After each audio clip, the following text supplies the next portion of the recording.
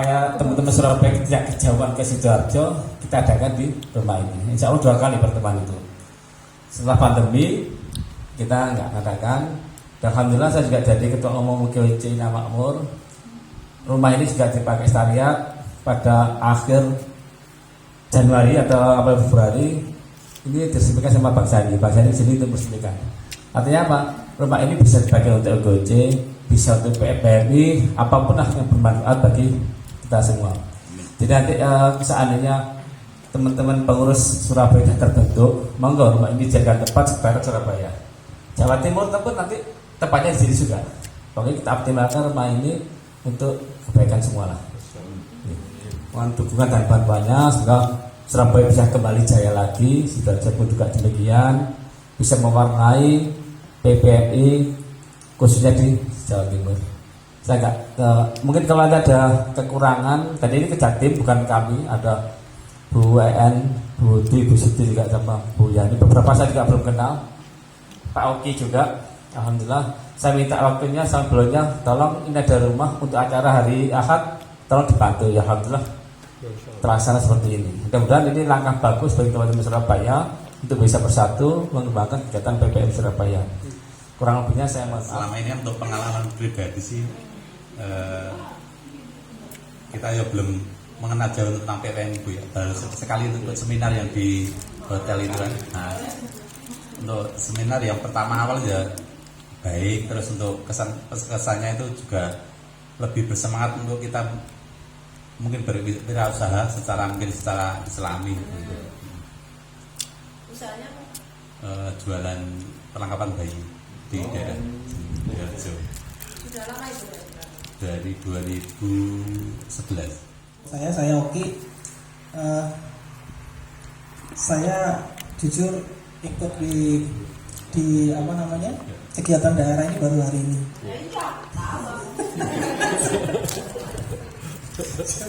Saya belum ngerti apa-apa sebetulnya, belum tahu apa-apa. Saya cuma pengen ngikut karena sudah lama aktif nggak enak. Waktu itu ketemu PPMI kapan? Saya tahun berapa? Saya gabung ke PPMI bareng dengan Pak Gianto di Hotel Kampi. Allah apa ya Allah. Tahun 2019 1 Oktober masih ingat. Oh berarti sudah kenal Pak Gianto juga ya? Tahu sih waktu itu berapa tahu. Ya, itu aja sih. Sama ini. Apa kemudian yang menggerakkan setelah pandemi ini kayaknya corona lockdown semua. Aku kalau itu bukan lockdown, jadi aku tak bergerak sekarang itu apa motivasi kemudian? Awalnya dulu saya bukan nggak mau sebetulnya karena jauh di Sidoarjo. Oh gitu. Awalnya itu kok di Sidoarjo ya yang Surabaya.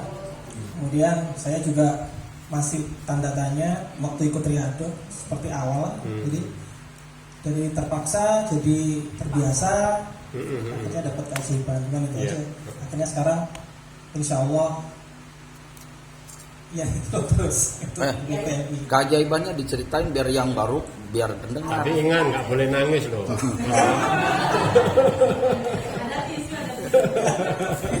Apa keajaibannya? Berapa? Banyak sebetulnya. Jadi yang paling gede sebetulnya waktu saya kepengen ini apa namanya menyekolahkan anak saya yang nomor 3. Posisi saya sudah tidak bekerja lagi. Jadi saya sudah tidak bekerja ini memasuki tahun ketiga. Saya terakhir di perusahaan telekomunikasi di Bakri Telekom. Ya. Kemudian posisi pengen punya anak Hafizo. Saya pengen menyekolahkan anak saya khusus untuk sekolah tahfiz memang. Makanya saya pilih beberapa pondok pesantren. Kok ternyata bayarnya mahalnya minta ampun. Saya udah nggak kerja. Sekarang masuknya aja terus terakhir antara 40 sampai 50 juta. Masuknya tok. Terus tiap bulannya itu antara 3 sampai 4 juta. Waduh, uang dari mana? Sekarang saya udah nggak kerja, saya pikir gimana? Tapi saya kepingin banget kalau saya pengen punya anak yang hafiz. Ya itu tadi saya praktekin ilmu dari BPM, dari Ustadz Didi. Setiap hari saya cuma bilang anak saya jadi Harus bisa. hafizah, anak saya jadi hafizah. Saya nggak tahu. Kayak vibrasi ya, afirmasi, vibrasi. Saya nggak tahu, pokoknya setiap hari saya ucapin itu. Walaupun ragu-ragu saya hilangin ragu-ragu saya. Akhirnya alhamdulillah tes terakhir saya juga nggak tahu ternyata kok yang saya ikuti itu program beasiswa dan saya nggak tahu kalau itu sebetulnya program beasiswa. Saya pikir itu program reguler. Jadi makanya begitu tes itu minder. Yang ikut itu wow semua pokoknya. Anak saya Kayak orang wow. iya. Jadi anak saya jauh. Iya. Hafalan cuma 2 juz. Mereka rata-rata sudah 5 juz, 6 Iya. juz. Wah, baca Qurannya juga aduh, jauh banget sama anak saya. Ya udah, saya pikir pulang dengan sedikit Kecewa. gimana ya, kayaknya nggak masuk. Tapi itulah kebesarannya Allah, ternyata keajaiban itu dan rezeki datangnya bisa dari mana-mana. Pas pengumuman saya lihat ternyata kok anak saya diterima. Masya Allah. Saya langsung sujud syukur. Wah, kayak terima apa ya? Maksudnya beasiswa Yang tidak semuanya mungkin. nggak bayar sama sekali. Nggak bayar sama sekali, full beasiswa selama pendidikan. Setelah pendidikan pun masih kalau bersedia mengikuti beasiswa lagi sampai sekolah ke Turki Masya Allah. di salah satu pesantren. Alhamdulillah, itu yang paling besar keajaiban yang saya dapat. Ya? Di Sulaimania. Sulaimania. Punyanya Turki, dibiayai sama Erdogan. Iya. Masya Allah. Ya itu aja sih yang paling Pak keasikan. Oki sekarang apa bisnisnya? Saya sampai sekarang ini belum ada, jadi cuman masih di zona nyaman. Kepingin Ustaz Didi supaya apa namanya memindahkan saya sendiri dari zona nyaman. Gitu. Kayak aku belum paham. Apa tadi? Ya, Jadi saya sebelum itu sebetulnya punya beberapa properti yang saya sewa-sewain. Saya punya beberapa apartemen, saya punya kos-kosan. Ya saya cuma hidup dari situ selama tidak bekerja. pasti income. Ya, sudah zona nyaman berarti tinggal terima pasif income. Wah iyalah. Iya. Ya, alhamdulillah. Pak teman. Baik, terima kasih Pak Oki ya. Hari pertama itu kan banyak sekali anggotanya, bukan anggota Peserta. ya audiensnya banyak gitu loh. Jadi ya sudah nangis dulu itu waktu. Sekarang usaha sudah 16 tahun ya, usaha salon kecantikan bareng sama suami. Nah berjalannya waktu pertama kan saya modal berdua, kita nggak pakai utang bank, nggak pakai apa, wis pokoknya begitu usaha ada uang, dapat uang sebulan ini, oh besok buat beli alat apa gitu, terus nabung lagi buat beli apa gitu. Nah terus kan berjalan terus kok ada tawaran tempat. Saya saat itu kontrak usahanya itu di Ruko Segi 8. Mungkin teman-teman yang di Surabaya tahu, depan SCTV ya. Di situ kontrak. Pertama juga Allah kasih sebetulnya nggak punya uangnya itu cuma cukup buat modal usaha gitu loh, tapi harus ngontrak lagi gitu. Terus akhirnya kita bilang sama yang pemilik ruko, Pak gimana ini, sebetulnya saya cocok tempatnya, tapi saya cuma mau tahu dulu kita kira-kira nanti bisa lanjut nggak gitu. Jadi saya coba 1 tahun dulu ya, sebetulnya kan harus 3 tahun karena nggak punya uang, kita ngomongnya seperti itu, dan kita nggak mau utang gitu loh. Ya udah nggak apa-apa wes gitu, bayar 1 tahun dulu 25 juta dulu tahun 2004.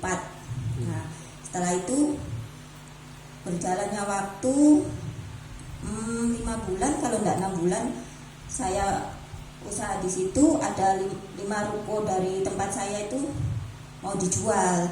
Terus saya ditanyai suami, kamu berani nggak itu mau apa dibeli gitu? Ya nggak punya uang gimana ya gitu. Nggak ada uang. Dulu kan ngomongnya itu nggak punya gitu ya, karena pikirannya masih negatif. Kalau sekarang ya jadi insya Allah positif. Jadi nggak boleh ngomong nggak punya uang. Iya. Ya, jadi uangnya masih ada kok, dititipin sama Allah. Jadi sampai sekarang saya mindset ke anak saya yang 7 tahun itu selalu gitu. Dek, ada kok uangnya mama uangnya banyak ya, banyak ada kok itu nanti kamu mau minta berapa aja ada gitu. Jadi sampai sekarang mana uangnya, ada mama simpan itu gitu. Simpannya di mana? Di Allah gitu, nanti tinggal ngambil aja. Nah, habis itu saya waktu itu nggak tahu kenapa ada jalan bisa beli ruko, tapi dengan akhirnya kita dari situ KPR karena kan uang kita cuma 20% dari nilai rukonya 500 juta ya, yang 2% ini 20% buat DP. Nah katanya orang bank nggak apa-apa Bu, 20% aja bisa kok memiliki tempat gitu loh, karena dulu belum tahu. Ya sudahlah, akhirnya dari situ kita ngambil pun nggak banyak ya, 5 tahun, karena terus terang zaman dulu itu kan usaha memang nggak banyak saingan ya, jadi tiap hari itu dapat uang cash gitu loh. Uang cashnya itu wis pokoknya kerja dari pagi sampai malam gitu, wis lancar aja gitu. Nggak tahu kurang dari 2 bulan cicilan, loh kok ini kok rasanya nah dari situ ambil lagi, top up lagi seperti itu. Tapi sampai berapa kali top up kita kan belum sadar. Terus setelah itu sudah berjalan waktu sampai ya kurang lebih tahun 2018 itu, dari 2004 sampai 2018 saya sudah memiliki aset 3 ruko. Jadi caranya ya punya uang terus nanti nyicil lagi seperti itu. Tapi nyicilnya memang nggak berani banyak, 5 tahun gitu loh. Kalau pamannya ambil apa-apa gitu nggak mau banyak-banyak tahunnya. Terus lama-lama saya berpikiran gini, ini kenapa ya hidup ini kok kayak nggak berarti gitu loh. Kok punya uang habis terus nyicil ini gitu. Terus suatu saat yaitu pas di seminar Ustadz itu akibat riba, dari situ saya sudah sedikit sudah terbuka hatinya sambil nangis ya. Terus udah nggak berani, maksudnya udah dengar kata pinjam itu rasanya kayak gimana gitu ya. Meskipun suami saya itu masih menginginkan kayak gitu, sudahlah kamu itu ditagih bank itu top up aja lagi, nanti kita punya uang cash gini lagi. Nah sudah saya bersikeras pokoknya enggak mau utang lagi. Jadi selama berapa tahun itu saya bertengkar terus masalah itu. Jadi yang penting itu bagi saya gini ya, perempuan itu memang kita harus kuat, meskipun seperti nggak boleh lemah gitu loh. Kayak apapun kondisinya kita harus kuat, mental enggak ya enggak gitu loh. Jadi tapi harus kita punya argumen enggaknya itu kenapa, terus kita sama-sama bisa kasih solusi usaha gitu loh. Jadi ya alhamdulillah. Terus yang tahun pandemi ini saya kan memang sudah cicilan itu masih berlanjut ya. Jadi saya gimana caranya ya ini segera lunas hutang gitu loh. Jadi ya saya harus korbankan aset. Jadi ruko saya 1 saya jual. Setelah 3 tahun kita berdua itu sudah gimana rumah rasanya kayak tiap hari itu perang gitu loh, antara iya dan enggak, iya dan tidak. Akhirnya kita berdua itu harus ikhlas kuncinya. Kalau mau kita punya aset cepat laku, kita harus ikhlas. Ya sudah, ya Allah, mungkin ini jalan dari Allah, saya harus melepaskan aset saya satu, ya enggak apa-apa, karena dulu kan prinsip saya, dulu kita ya enggak punya itu, sekarang yang saya kembalikan lagi. Akhirnya ya begitu kita ikhlas berdua itu cepet, enggak tanpa pembeli itu datang sendiri, enggak terus kita nawarin ke properti lain, itu enggak sampai kayak gitu. Jadi pandemi itu di Indonesia kan Maret ya, Maret tanggal 13 itu sudah langsung yang beli pun cash gitu loh, karena saya ngomongnya cash terus gitu. Saya nggak mau kredit kan, cash. Jadi dapat pembeli pun cash. Nah itu customer salon saya yang beli orang Chinese ya, harga pertama sudah deal.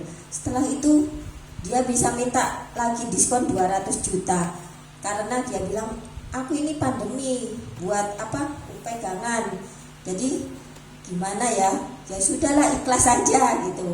Nggak apa-apa. Suami saya gini, gimana kamu didiskon lagi 200 juta, ya sudah nggak apa-apa, wis Pak, ikhlas saja gitu. Ya udah, akhirnya ya tanggal 13 Maret itu saat pandemi pertama itu kan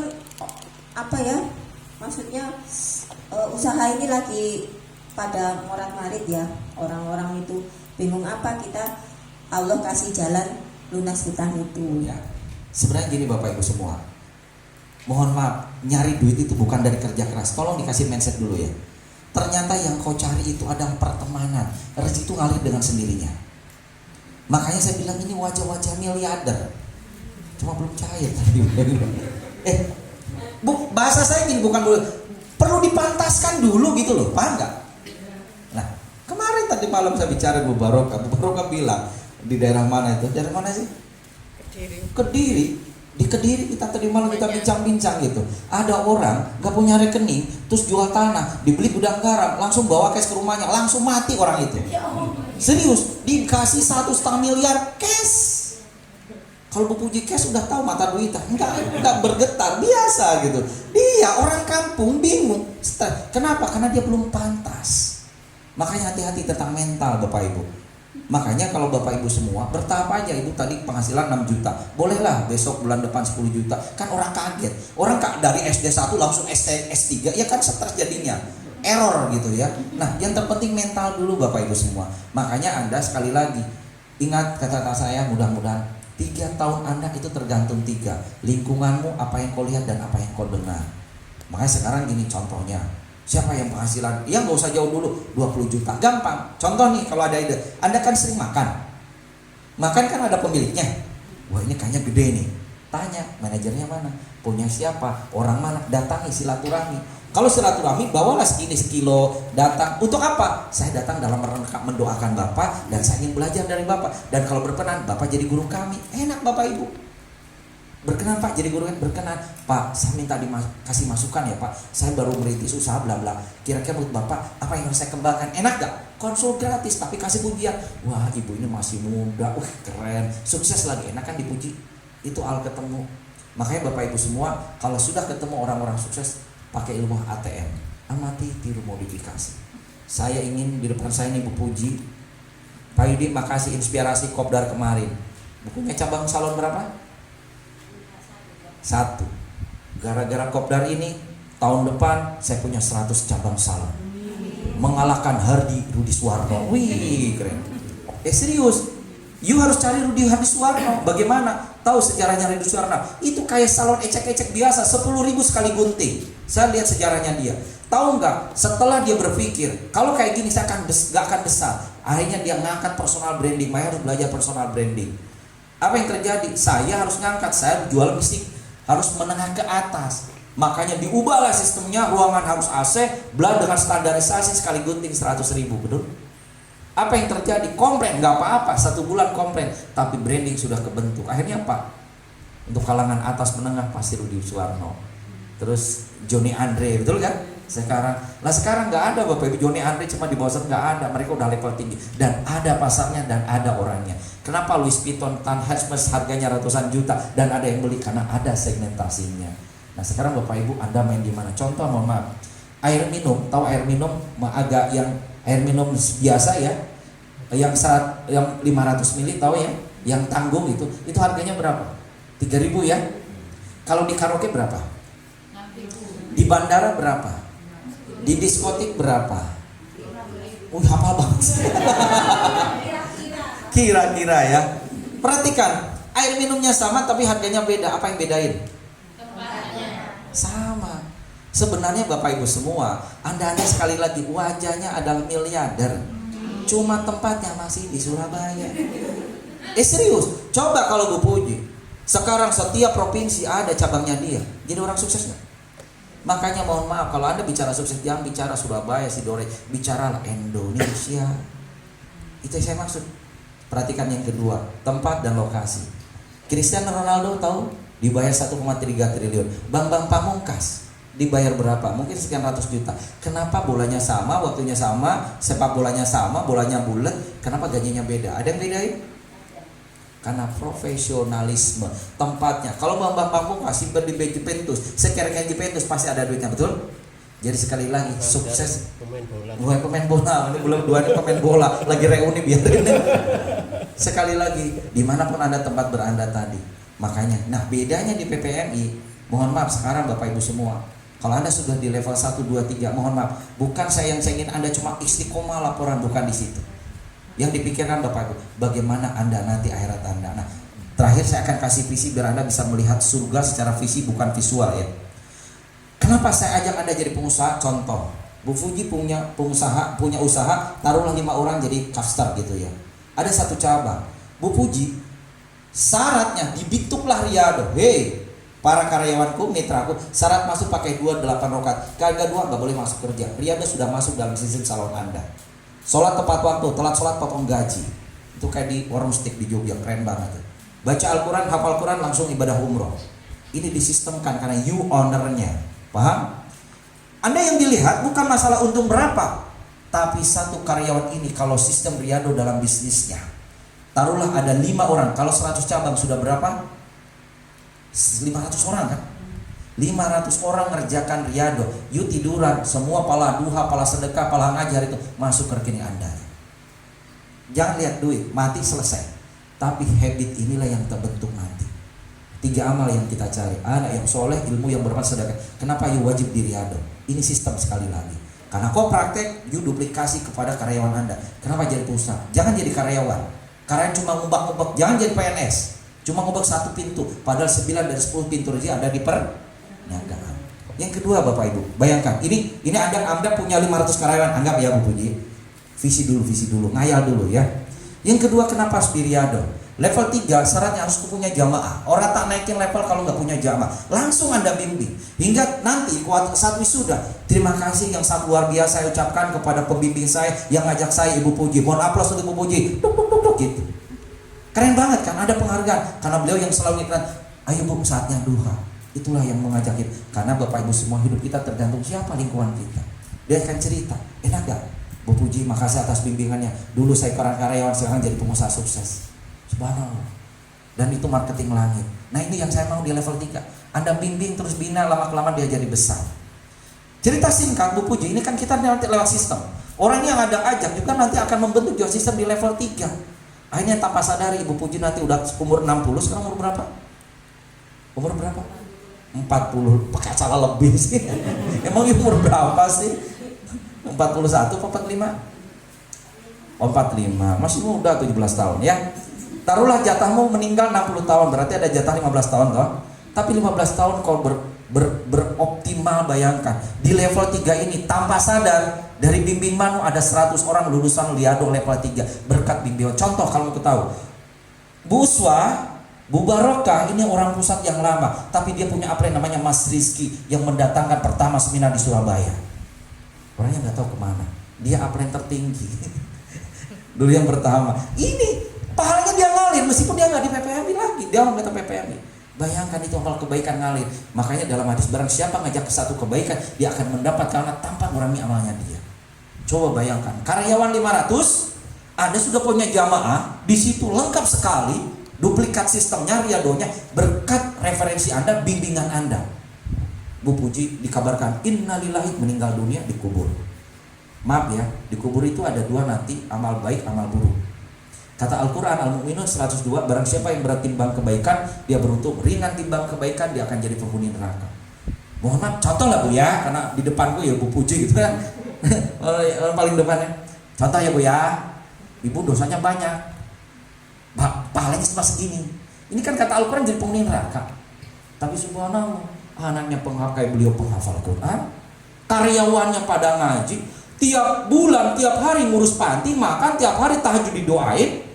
Makanya Bapak Ibu jangan satu panti, banyak, gak usah banyak, 50 panti itu Anda backup.